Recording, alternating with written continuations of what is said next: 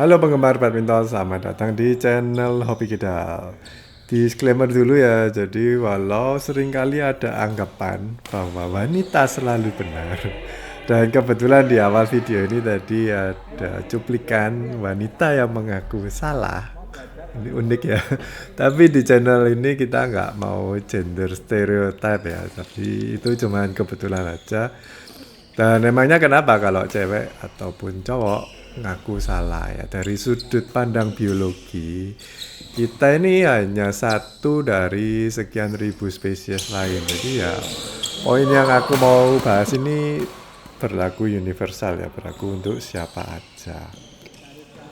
Nah ini aku mau cerita dulu kenapa kok topik ini pingin aku bahas ya, tentang ngaku salah, dan ini ada hubungannya dengan neuroscience.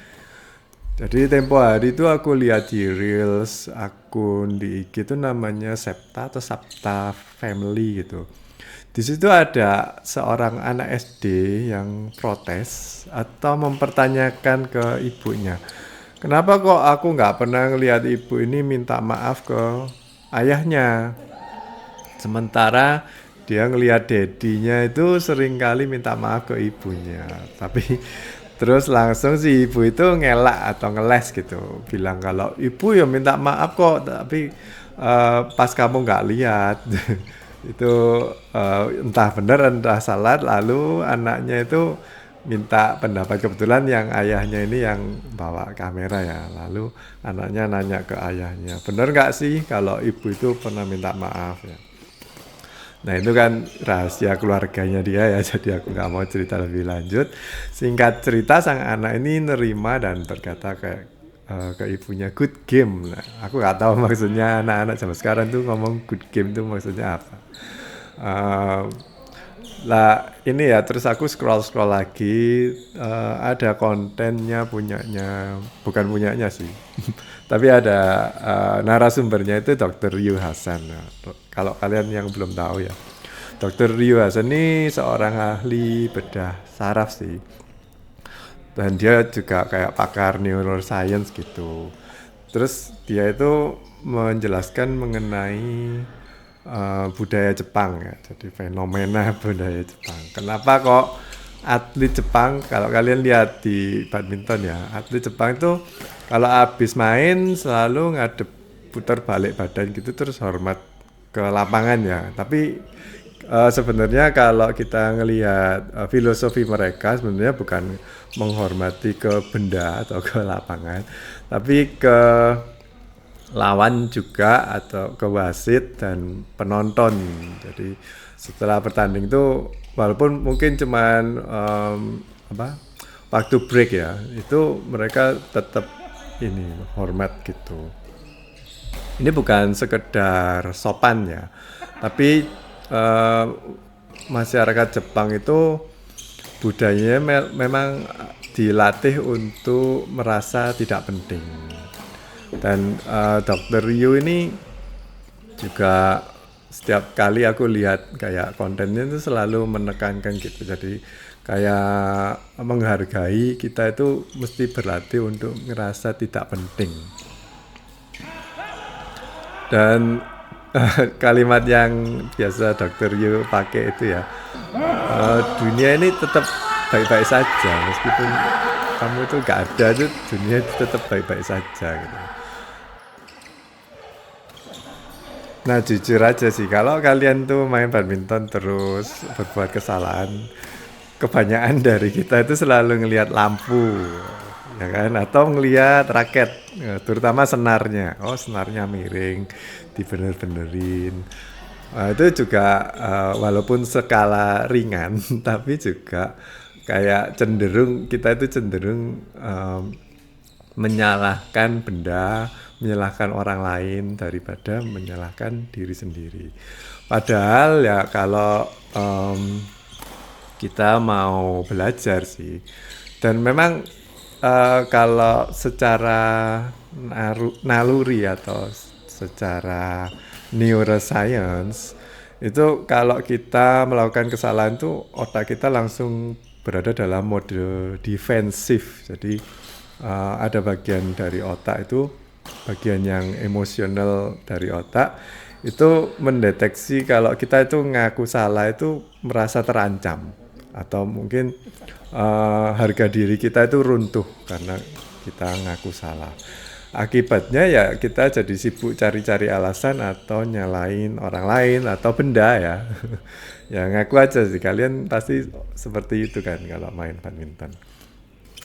Padahal orang dengan kesehatan mental yang baik itu justru mereka mampu memisahkan identitas diri dan kesalahan.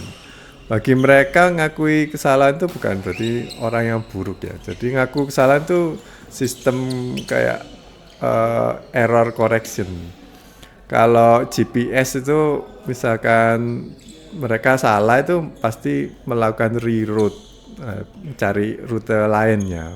Kalau kita disuruh belok kiri ternyata kita tahu jalan lain tuh biasanya GPS-nya bisa deteksi gitu. Nah, otak ini kan biasanya kalau kita berbuat kesalahan ya selalu ngulang itu terus, kesalahan-kesalahan itu ngulang terus. Nah, biar nggak ngulang kesalahan itu terus ya kita ini harus melatih diri supaya keluar dari lingkaran itu. Salah satu caranya ya dengan ngaku kalau kita itu salah. Dan ngaku kalau kita salah itu berarti secara umum artinya merasa nggak penting. Itu yang seringkali aku dengar dari podcastnya Dr. Ryu ya. Nah, kalau kita mau nganalisis di badminton, kamu pernah nggak ngaku kesalahan atau berterima kasih ke partner? Kalau kamu pernah kayak gitu, berarti egomu itu udah berpotensi untuk berkembang. Jadi kamu punya potensi untuk mengembangkan permainan badminton. Lain dengan orang-orang yang merasa udah benar-benar sendiri, terus nggak pernah ngomong sorry atau nggak pernah berterima kasih ke partner ya. Dengan bilang kalau ya wis iki salahku kabeh, kamu itu melepas perilaku defensif dan itu bagus. Energinya itu yang mestinya dipakai buat jaga muka ini bisa diubah fungsi untuk memperbaiki teknik. Terus yang kedua itu kalau kamu itu nggak malu berbuat salah, kamu mulai belajar pukulan lain yang susah, yang dihindari orang-orang yang takut diilok-ilok itu kamu mulai berbuat hal yang aneh-aneh. Jadi pengembalian ini nanti lebih kaya dan nggak cuman asal balik gitu, tapi ada strateginya dan kamu berkembang, pukulanmu jadi lebih variatif. Itu bagus buat perkembangan. Mungkin di permainan ini kalah tapi kamu berkembang gitu. Dan yang ketiga, dengan ngaku kesalahan tuh kita buka pintu untuk ngisi kekurangan atau kesalahan dengan lebih baik. Jadi nggak muter-muter di kesalahan itu terus. Tentunya kamu kalau ingin maju sih, karena aku amati juga banyak orang yang ngerasa udah bagus dan nggak mau terima masukan gitu. Jadi kalau orang-orang yang seperti itu aku lihat hadir main itu kayak setiap minggu nggak ada perubahan yang berarti ya. Jadi kayak latihan-latihan biasa gitu. Nah, mungkin yang buat penutup itu aku ingin bedain ya, kalian harus tahu bedanya antara mistake dan failure. Mistake itu kalau kesalahan di lapangan, error itu ya wajar ya, namanya juga manusia. Robot aja bisa error, apalagi kita. Mistake itu data dari kita, kalau ini ada pukulan kayak gini itu nyangkut, kalau gerakanku kayak gini itu error, itu belajar kita. Gak apa-apa kalau kita itu ngaku, oh ini memang salahku, aku salah di mana, cari kesalahannya di tangannya atau mungkin footworknya, itu dicari. Jadi mistake itu oke, nggak apa-apa. Tapi ini muncul masalah baru kalau kita itu nanggepi mistake tadi dan merespon kesalahan itu sebagai sesuatu yang traumatis ya. Terus nganggap diri aku bodoh, aku payah, aku gak bakat, atau aku wis gak iso apa-apa nih. Jadi ini mistake itu berubah jadi failure. Ini failure ini harus kita hindari ya. Itu bisa ngerogoti kamu, jadi identitasmu itu digerogoti. Jangan sampai kamu ngerasa kalau satu kesalahan itu membuat seluruh hidupmu itu menjadi orang yang nggak berkualitas gitu. Jadi kalian harus menghindari hal itu. Mistake oke, failure no. Jadi kalau kamu melakukan kesalahan di lapangan ya bertubi-tubi, apalagi akui aja gak apa-apa. Jadi itu bahan pembelajaran untuk perbaikan. Jadi bukan dijadikan trauma yang bikin kamu takut belajar, takut untuk, apalagi takut untuk main badminton lagi ya.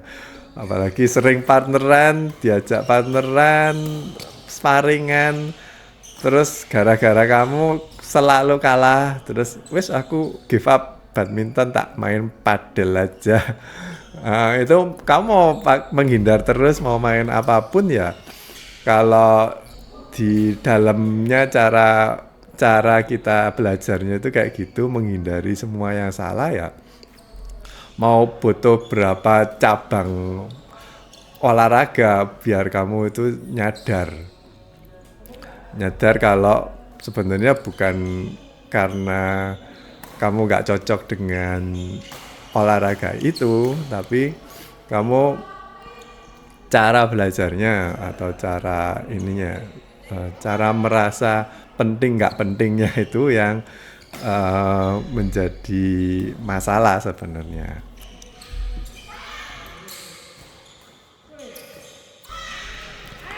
Jadi kesimpulannya, ngakui kesalahan itu bikin kita upgrade diri. Jadi jangan takut untuk ngaku kesalahan, karena musuh terbesar sebenarnya ya ego ya. Kalau kita itu masih egois atau mungkin masih gengsi-gengsian gitu, nggak mau ngaku salah, itu kalian malah lebih lama maju dalam badminton. Jadi kira-kira seperti itu ya. Kalau pendapat kalian gimana? Coba kalian tulis di kolom komentar. Sementara itu silakan menikmati video ini sampai selesai. Sampai jumpa di video berikutnya. Bye-bye.